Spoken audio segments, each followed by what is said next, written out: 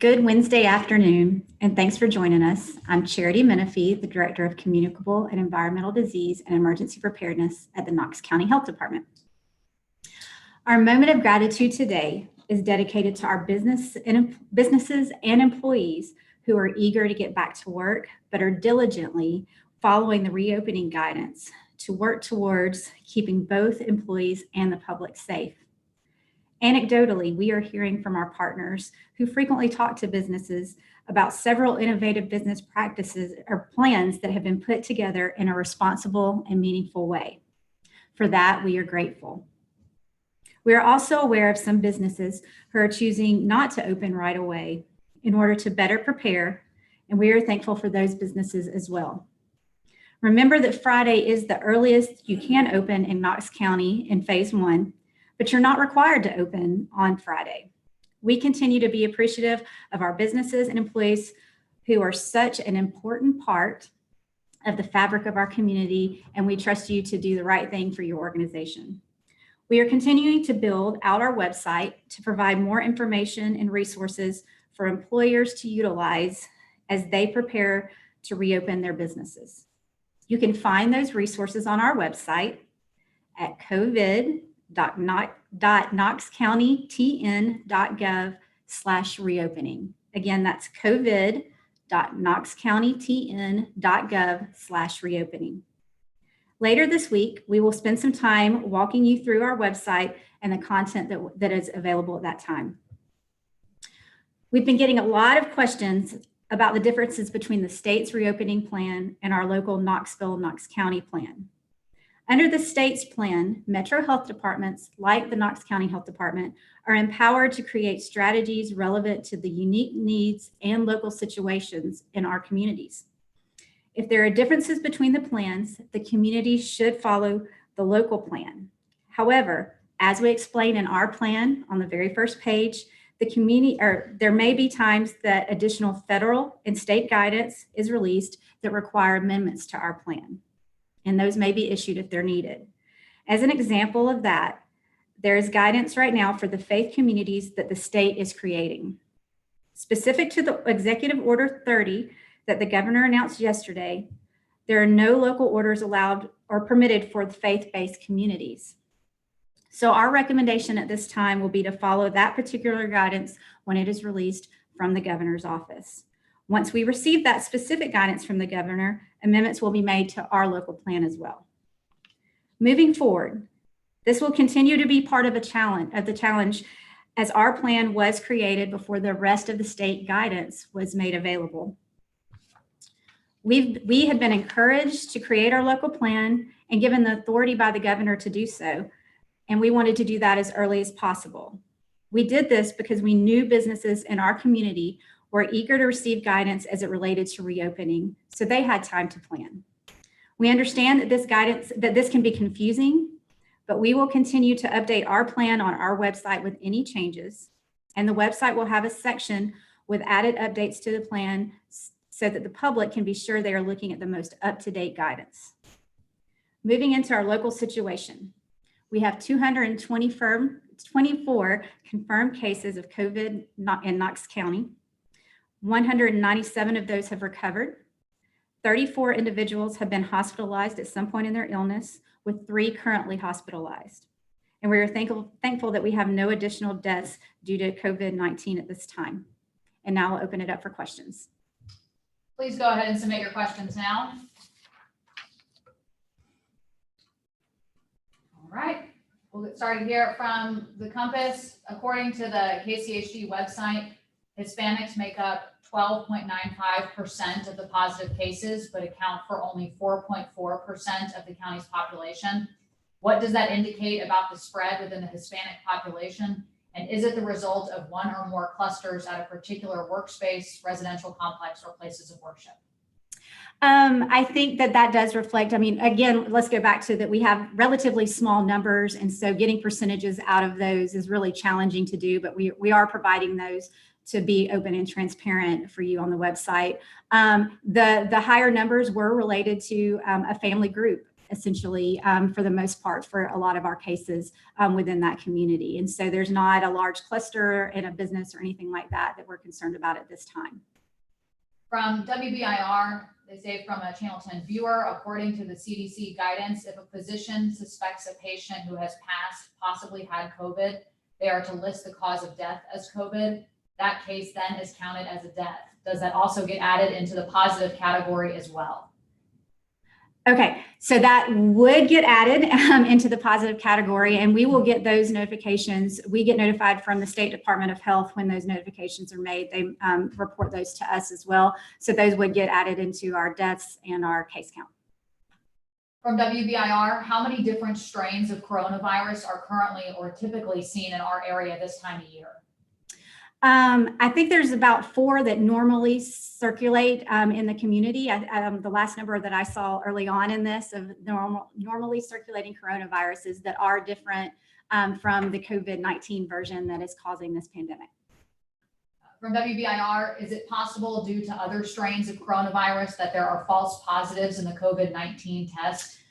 Not for the confirmatory test that we are using, which is the PCR test that we talked about, which is polymerase chain reaction test. That is looking specifically for the COVID-19 version. There are some questions about antibody testing, and a lot of that's still up in the air right now. And we're waiting on more guidance for that. Has COVID-19 mutated? Well, the coronavirus mutated to become the virus that became COVID-19. So, and that's what's allowing it to become a pandemic. So it's changed enough that it's different from our bodies being able to recognize it as one of the normally circulating ones. But I'm not sure what you're getting at. If I didn't hit on that, if you want to provide more clarification, you can. From WBIR, has KCHD received any of the tainted tests from the CDC? Again, probably need some specific context. There were some, I saw some reports very early on about some tests that were not available or weren't accurate very, very early on, and that had been reported, but I haven't seen anything recently. From the Sentinel, what assumptions is your mathematical model for effective transmission are based on? So we were utilizing various models. There's a lot of different models that we have worked with our hospital community and public health is using to look at. They vary. There's everything from the IHME model to the Vanderbilt model and many others. And what we're trying to do is kind of keep an eye on various models. We do want that our transmission to stay low. We don't want to see a lot of people infecting other people. And so that's what's important. But we don't rely on one model at this time. From the Sentinel, as a follow-up, Vanderbilt has said their R model, the effective transmission model, cannot accurately gauge East Tennessee's effective transmission because there is inadequate testing. How much testing are you planning on doing in the coming weeks? Do you think that will be sufficient? Our testing is going up all the time, and I think that it is painting a good picture of what we're seeing. We're also not seeing a lot of cases in our contacts as we're getting those people tested more and more, but testing is increasing frequently. We're actually working on gathering more data on that as we've been talking about, so we have a better picture of that. But alone, our testing has gone up dramatically just in public health. We've tested, I believe, well over 1,500 people, I think, this month. From WATE, what would you tell the businesses who are wary to reopen? And what would you tell customers who are wary to start using services again? I think this goes back to that personal piece. So if the company doesn't feel or the business doesn't feel safe to reopen, then they shouldn't at this time. That is completely up to them. Our path that we're taking is really trying to provide guidance that can help them do it safely when they are ready to do so. So again, we're not telling anybody that they have to reopen. We just want to help them when they are ready to do so, and we are ready for them to do so. And the same thing goes for individuals. I think that if you aren't comfortable, then we're not telling you you have to go out at this point in time. You know, we want you to make the decisions that are best for you moving forward. From WBIR, what is considered recovered? What are the criteria? We have been contacted by a man claiming to have had a positive test for COVID-19 and has been deemed by the health department as recovered. despite still having symptoms that are listed as possible COVID-19 symptoms per CDC guidelines? Okay, yeah, so recovered means, and I think there's a difference. So being positive for COVID-19 is different than being infectious. And so the time frame that we look at for being infectious is where we look at up to 10 days max. Typically, is what the data that we've been seeing says. So our end of the our guidance for that is 7 days from their point of their test or their onset of symptoms, if they have symptoms, plus 72 hours fever free. If we don't have any guidance, we'll go as long as 21 days. If we don't have any of their symptoms or any information, we'll go as long as 21 days. And then we pull them out because there's no evidence at this point that shows that after 21 days that you would still be infectious. So it is possible to still have a lingering cough and some leftover side effects. But if people aren't feeling bad, if they're not feverish anymore, if they are improving in their health and they've met all those other guidelines, then they're released. From WVLT, how many total cases of COVID-19 are in Knox County nursing homes? I am not aware of the details on that right now. Specific to a nursing home, what's on the website is what's out there that we know that we're aware of right now. From the Sentinel, that's the state's website. Sorry to interrupt. The state's website. From the Sentinel, are you aware of whether area hospitals have taken a financial hit because of COVID-19? Any idea on how much they have lost? Again, we try really hard not to speak for other organizations, but I think that it's not out of the question that there would be a financial hit when they have not been doing things like elective surgeries and things like that bring in money into the organization. And so I think that it's not out of the question, but on specifics on what that is or how much it is, that needs to go to the hospitals. Follow-up question there was, does that impact their ability to reopen and resume operating? Again, that's a great question for them. They do have a plan that's out there and that they're working, and I think you need to ask them that question. From WBIR, is the health department hiring contact tracers? How many do we need? There's a lot of different models on that as well. We have a team dedicated right now, and we have the ability to expand that team with our internal Knox County team members to get more help with that. The state can also provide support if needed. One of the gauges on that, one of the recommendations is up to 15 people per 100,000. And we feel like we can meet that measure with contact tracing, data analysis, investigations. We aren't planning on hiring any additional staff at this time, but we could if we need to. Also from WBIR, in regards to gyms, can COVID be spread through sweat? When working out with a mask, are there health risks associated with a decrease in airflow due to the mask? So COVID is spread through respiratory droplets. So that is the first thing to talk about on that. So we do encourage that everybody be disinfecting frequently and following the guidance that we provided for gyms to try to create as safe as environment as possible for them. Regarding the safety of wearing masks, that's going to go back to the individuals. We want people to be aware of the risk that's associated with that. If they don't feel like they can exercise safely with a mask, then they shouldn't do so in a gym environment. From the Sentinel, yesterday in reply to a question about enforcement, you continually brought up education as a first step for non-compliant businesses. Knox News has published several articles about non-compliant, non-essential businesses. And we have heard from workers that not all employers take COVID or sick leave seriously. We want to know what specifically are the other steps in enforcement. What penalties, fines, or other actions can you take? Okay, so we talk about education because that's really the thing. And let me put this in context of it. We investigate literally thousands of cases of infectious disease every single year. And we also work with outbreaks, probably 12 to 15 every year with businesses and organizations. And the vast majority, and I mean vast majority of things that need to happen when we just educate, whether it's a person or a business, on what they need to be doing to prevent the spread of whatever the infection is. So from there, if we have issues, and we do this all the time, again, this is not with just COVID, but anything, and we do this regularly when we need to, which is not often. we can move to what's called a health directive, which is what Dr. Buchanan mentioned yesterday, which is essentially a letter spelling out what we need the individual or the business to do to prevent, to stop spreading disease or whatever other actions need to be taken given the situation. So that happens, again, in the small amount of cases when we have to do that, that usually stops it. If that cannot happen, if that doesn't work and they move on and they keep spreading, having situations that could spread disease and affect the public, then we can move into what's called a health measure. And that's with Dr. Buchanan working with our a judge essentially to make an order for that person or that business to follow the directions that have been given by public health. And if that doesn't happen, then that's when further legal action can be taken as far as, you know, whatever that may be according to what the judge decides. From WBIR, is there any sort of protection in place for employees who don't feel safe going back to work, maybe because they're immunocompromised or have family with immunity issues?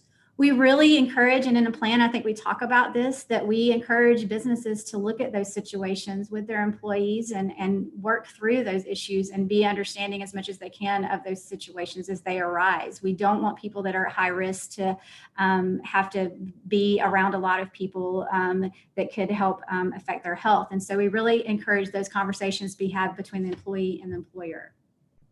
From WATE, the KCHD plans mentioned signs being available to businesses. What will those signs look like? They're actually on our website now. And again, later this week, we'll be walking through that, but they are available on the website that I listed earlier today. And does the health department have to check out the business first to know they are in compliance with recommendations before getting the signs? No, as we say, we cannot review every plan for every business. We do have a team that will help provide guidance on that. You do have to sign up to get information. We want the signs posted, and so we want you to continue to follow those. Those are things talking about if, you know, asking if people have been exposed to the disease, not letting them in if they need to, or if they are sick themselves are the main things that we're looking for at this time. From WBIR, any update on antibody testing by the county? Not this time. There's actually just a Tennessee Health Alert Network message that was put out to us. Actually, when we were prepping for this, I haven't had a chance to read it on antibody testing. And so we might have more information in the near future, but I did not have an opportunity to read that before walking in here today. From WATE, are gyms allowed to offer group classes? I would have to refer to the plan. No, I don't believe so at this time, but there's a lot of stuff in the plan. So again, refer to the plan on the website and it's spelled out in there, I know clearly.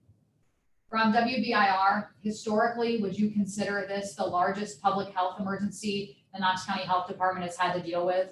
Absolutely. This is by far the largest, which is why there's so many different things that are happening that we haven't had to do before. So, you know, closing the whole communities and businesses and all of those things. Absolutely the largest that we've had to respond to. From the Sentinel, what metrics or thresholds specifically would trigger a reversal of the current phase of staged reopening? So there's not a specific metric or a lone metric, and this is discussed in the plan as well that you can look at. It's really looking at the entire situation, but the metrics that we are looking at that are explained are our new case counts and what those look like, the amount of testing. We don't want to see a downward trend in testing that's being done, the ability of the public health folks to respond to new cases and track contacts and monitor folks. What our health care system capacity looks like, and then deaths as well. And there will be metrics available and information on our website by the end of the week for those measures as well. Also from the Sentinel, in the event of a significant outbreak of coronavirus larger than what we've experienced so far, what would trigger the health department to impose stricter orders than we have previously seen? I think that would be back to what I just said. So it's looking at the picture. So if there's, and this goes back to the stuff that we've talked about before of how we do our work normally. So if we see a lot of cases that are in one specific area and one large business, for example, and we can get in touch with all of those people and we can trace them and get them into quarantine and do all the things that we need to do to protect so there's no additional risk to the public from that group, that might not cause a change in our plan. But if we start seeing a specific sector or there's other things that we had not anticipated that start happening when we look at the whole picture, that's what would make us revert if we need to. And we hope not to. And I think that goes back to, we really encourage everyone to follow all of the general guidance that's in the plan. The keeping the social distance, the staying 6 feet away from each other, wearing a mask when you're in public, washing your hands frequently, don't go out when you're sick. All of those things, if they're done well and thoughtfully, will help keep us kind of below that curve, keep that curve flat so that we can keep moving forward. From WATE, should businesses be taking customers' temperatures? I think that's in the plan, recommended for different places, and it's one tool in the toolbox. So again, we recommend that you follow. There's a lot of general guidance that applies to everybody, and then specific guidance for different types of organizations. Look at both of those things to make your plans, but that's just one tool. From WVLT, how many first responders and medical staff have tested positive for COVID-19? I do not have that number in front of me at all, or in my head either. Any other questions? Please go ahead and submit them now. From the Sentinel, the CDC defines recovered at-home patients as resolution of fever without the use of fever-reducing medications and improvement in respiratory symptoms and negative results COVID-19 from at least 2 consecutive nasopharyngeal swab specimens. That's old guidance, the negative test results. That is not a policy anymore because there can be lingering symptoms. So the more current guidance is what I said, which is the 7 days, 72 hours. That part is correct. 72 hours without fever-reducing medications, in general, feeling better. But the negative test can be positive for a long time. Like I said, when you're not infectious, it takes a while for those to clear out. So that there's more current guidance than that. Any other questions? Please go ahead and submit them now.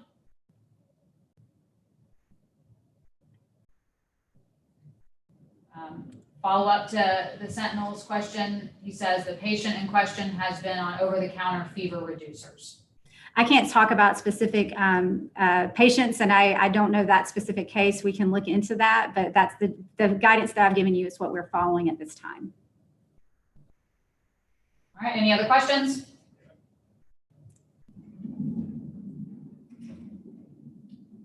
All right, no other questions, then we will be with you tomorrow at the same time. Thank you all for joining us.